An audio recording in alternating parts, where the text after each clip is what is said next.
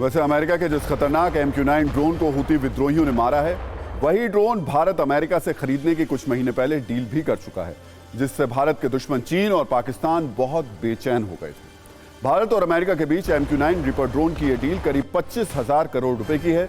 इस डील के तहत भारत 30 रीपर ड्रोन अमेरिका से खरीदेगा। इसमें MQ-9 रीपर ड्रोन की कीमत 818 करोड़ रुपए है। जो 30 ड्रोन भारत अमेरिका से खरीदेगा वो भारतीय सेना के तीनों अंगों को दिए जाएंगे। इनमें 14 ड्रोन इंडियन नेवी के लिए, 8 MQ-9 ड्रोन आर्मी के लिए और 8 रीपर ड्रोन भारतीय वायुसेना के लिए खरीदे जा रहे हैं। इस लिहाज से भी हूती विद्रोहियों के अमेरिकी ड्रोन को मार गिराने की खबर बहुत ज्यादा अहम हो जाती है। हूती विद्रोहियों पर हमले की तैयारी सिर्फ अमेरिका ही नहीं कर रहा है, बल्कि एक बहुत बड़ी तैयारी हिजबुल्लाह ने भी कर ली है। सवाल ये, क्या 11 नवंबर को हिजबुल्लाह इजराइल पर रॉकेट वर्षा करने वाला है? ये बताने से पहले हम आपको इजराइल हमास युद्ध के सबसे विस्फोटक और आज के सबसे नए वीडियो को दिखा देते हैं। इसे आप इजराइल और हमास का वीडियो वॉर भी कह सकते हैं। आज का पहला वीडियो इजराइल डिफेंस फोर्स ने जारी किया है, जिसमें इजराइल हमास पर पूरी तरीके से फायर कर रहा है। इस वीडियो में इजराइल के टैंकों को गाजा में गरजते हुए देखा और सुना जा सकता है और हमास पर इजराइल के इंतकाम की आग बरसनी और तेज दिखाई दे रही है।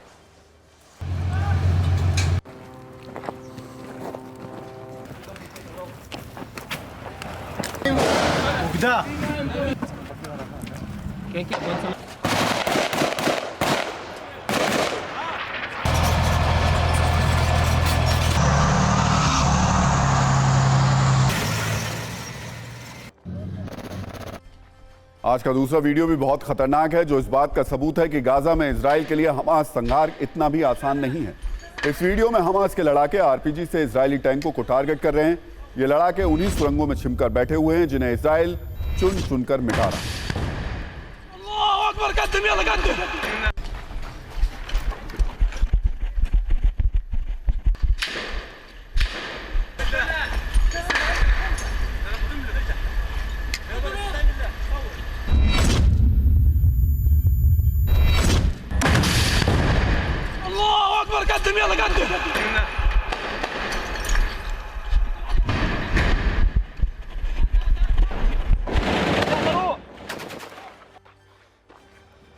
आज का तीसरा वीडियो इजराइल की अग्निवर्षा का है, जो आसमान से हमास के ठिकानों पर की जा रही है। दावा है कि इजराइल ने गाजा में हमास के ज्यादातर ठिकानों को मिट्टी में मिला दिया है और यही वजह है कि अब गाजा के एक बहुत बड़े हिस्से पर इजराइल का कब्जा हो चुका है।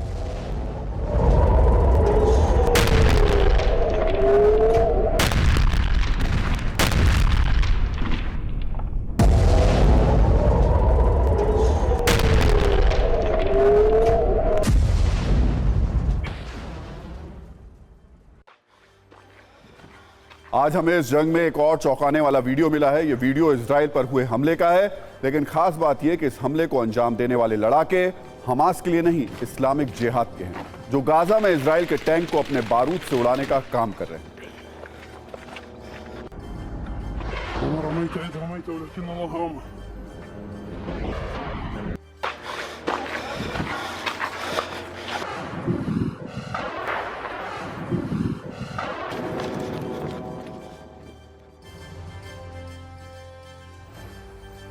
और तेल अवीव से मेरे सहयोगी विपिन चौबे इस वक्त हमारे साथ लाइव मौजूद हैं। विपिन, अभी की स्थिति की बात करें तो खास तौर से जो गाजा सिटी में वॉर चल रही है उसके क्या हालात?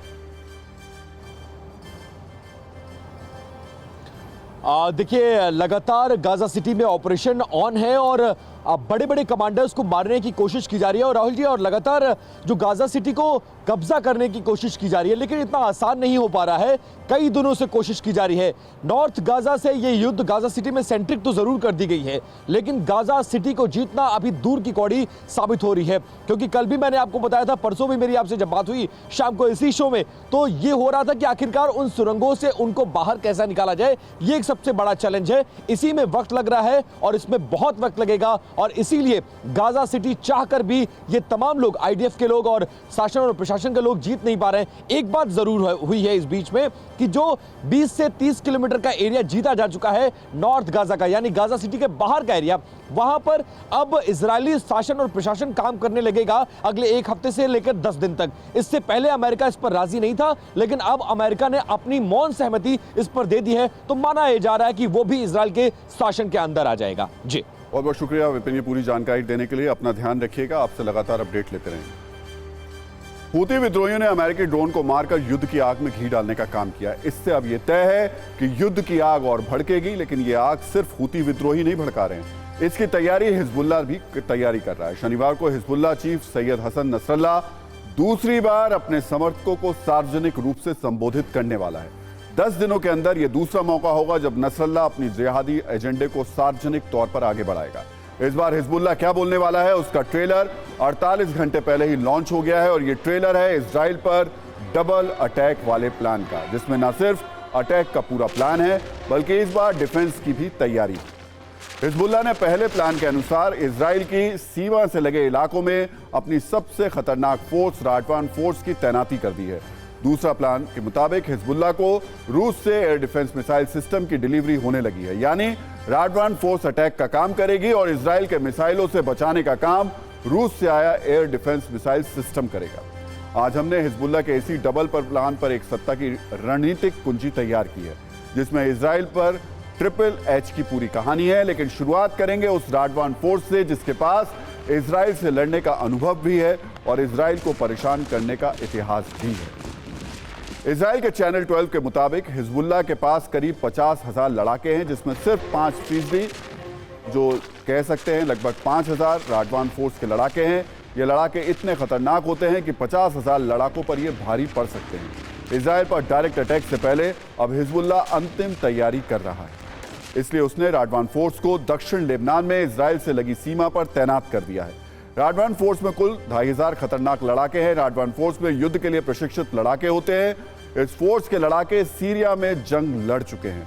राडवान फोर्स के लड़ाकों को ईरान के इस्लामिक रेवोल्यूशनरी गार्ड, अल कुदस फोर्स और साइबेरियन कमांडो प्रशिक्षित करते हैं। दुश्मनों के पोस्ट पर कब्जा करना और जवाबी हमला करने में राडवान फोर्स के लड़ाकों को दक्ष माना जाता है। सैनिकों और आम लोगों को बंधक बनाना भी इनकी खासियत है। 2006 में तो लेबनान युद्ध के दौरान राडवान फोर्स ने 2 इजरायली सैनिकों का ही अपहरण कर लिया था।